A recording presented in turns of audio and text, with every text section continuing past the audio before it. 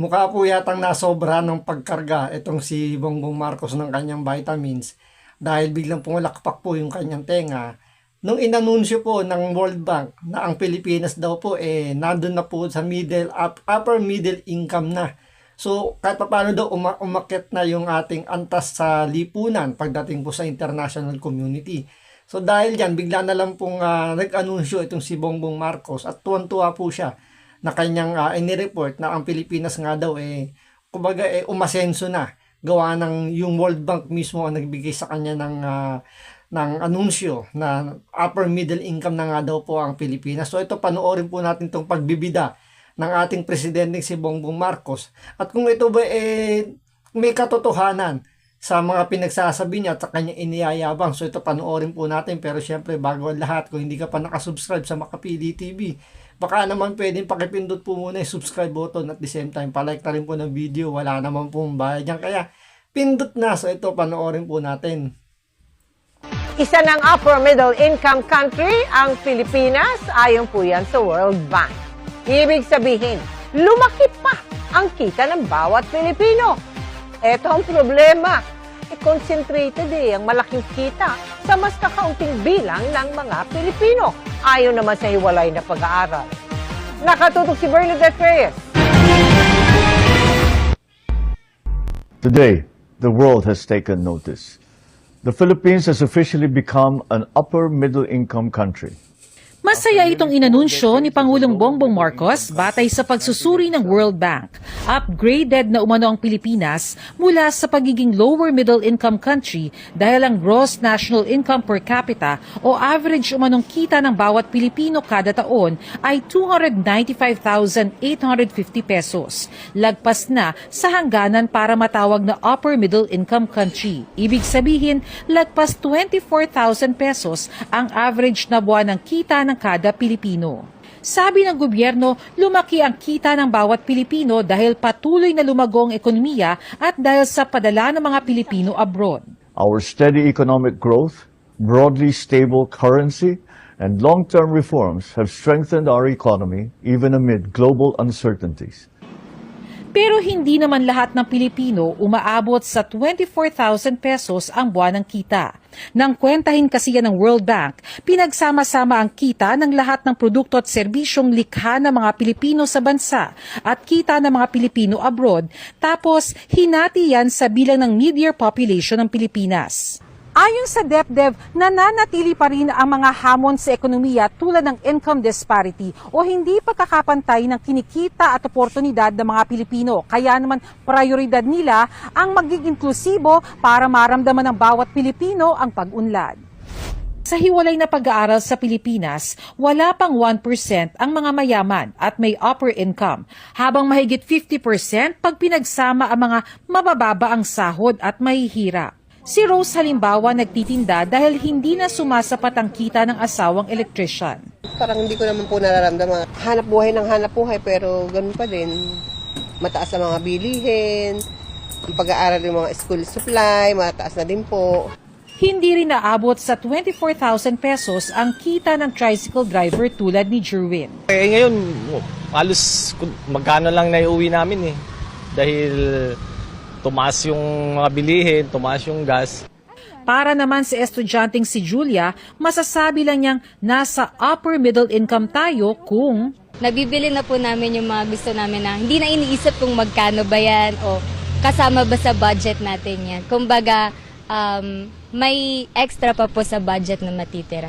Paliwanag ng isang ekonomista, piling sektor lang ang agad makakaramdam ng pagiging upper middle income ng bansa dahil pangkalahatang panukat lang naman talaga ang gross national income per capita. Ang panukat na ginamit ng World Bank ay per capita GNI at hindi nito ginagamit ang mga panukat katulad ng poverty, hunger, Human Development Index. Ang ordinaryong Pilipino, ang ginagamit niyang pamantayan ng kaunlaran niya ay ako ba ay nakakabili pa ng aking mga pangunahing pangangailangan. Pero ang upgrade na ito sa reputasyon ng Pilipinas makakatulong naman dahil posibleng dumami ang mamumuhunan kaya posibleng dumami ang trabaho sa bansa. Bagaman may ilang pautang ang hindi na ma-access ng Pilipinas o mababago ang mga kondisyon.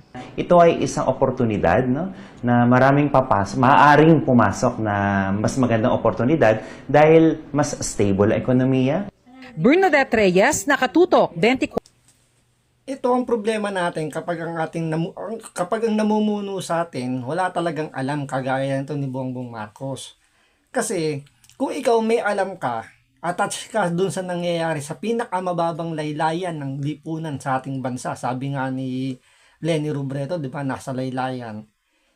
Kahit anong sabihin ng World Bank na yan, dapat ikaw mismo bilang presidente, ikaw ang namumuno, ikaw mismo nasa sarili mo yun, alam mo na hindi totoo yung sinasabi ng World Bank. So dahil nga itong si Bongbong Marcos, sinusugarcoat niya, dahil nga wala naman talaga siyang achievement eh. So dahil nakarinig siya galing sa World Bank siyempre, yung mga nagpapautang sa atin. So ginamit niya kagad yan para sabihin niya meron siyang nagawang accomplishment sa ating bansa. Hindi niya alam na inuuto lang siya ng World Bank para mangutang uli. Alam niyo ba kung magkano na utang ng Pilipinas ngayon? 18 trillion pesos na po ang utang ng ating bansa. At ang malaking porsyento doon ay nanggaling kay Bongbong Marcos. So paano natin babayaran yung mga inutang ni Bongbong Marcos kung wala namang pumapasok na investor, wala namang pumapasok na mga ibang source of income dito sa Pilipinas? Paano natin babayaran yun? Eh yung mga asset nga ng gobyerno, ibinibenta na ni Bongbong Marcos tulad na lang nung NAIA. Diba? Naibenta niya yan sa private company.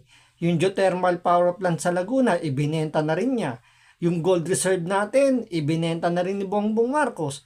So paano mo masasabi na tayo ay nasa upper middle income country na? Kung karamihan po sa ating mga kababayan, eh wala naman dun sa minimum wages. Doon na lang tayo lumagay sa minimum eh. Yung minimum wages po natin ngayon, hindi naman yan actual na makukuha ng buo ng isang empleyado. Yan ay may kaltas pa. So yung sinasabing 24,000 na monthly income na kinumpute ng World Bank, hindi po totoo yun in reality. Meron sigurong mga sumasahod ng mas mataas doon, pero kung pag-uusapan nga natin dito yung mga minimum wage earner, eh hindi po aabot doon sa 24,000. Isama mo pa dyan yung mga minimum wages na nasa ibang probinsya na mas mababa po yung bigay nila. Kaya nga 'di ba marami yung gustong tanggalin na yung provincial rate na yan, gawa nga ng hindi pare-parehas yung pagbibigay nga ng minimum wages. Eh yung presyo naman po ng mga bilihin, eh pare-parehas lang naman kahit saan kang pumuntang lugar.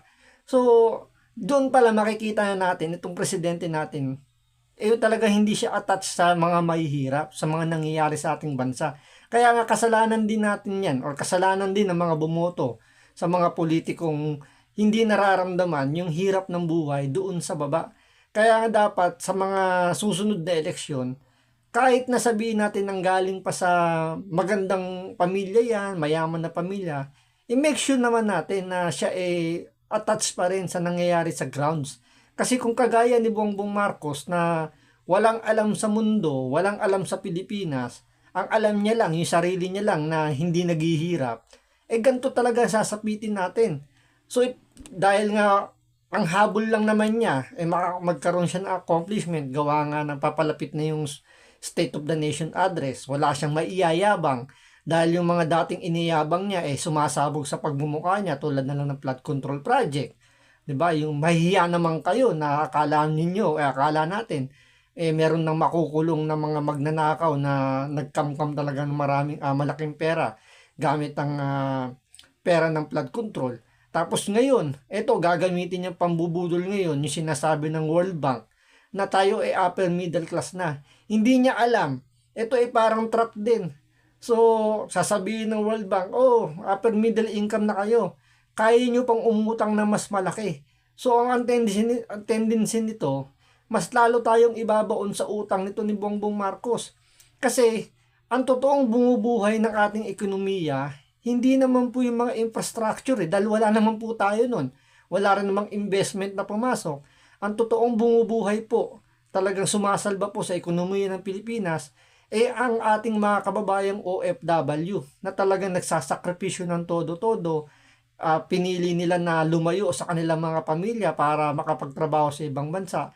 At yun ang perang pinadada nila na dolyares papunta sa ating bansa, yun po ang sumasalba sa atin para ang ating ekonomiya ay katapano maging stable. Ang problema lang, yung pumapasok na pera galing sa ibang bansa na pinaghihirapan po ng mga OFW, pinapanakaw po ni Bongbong Marcos.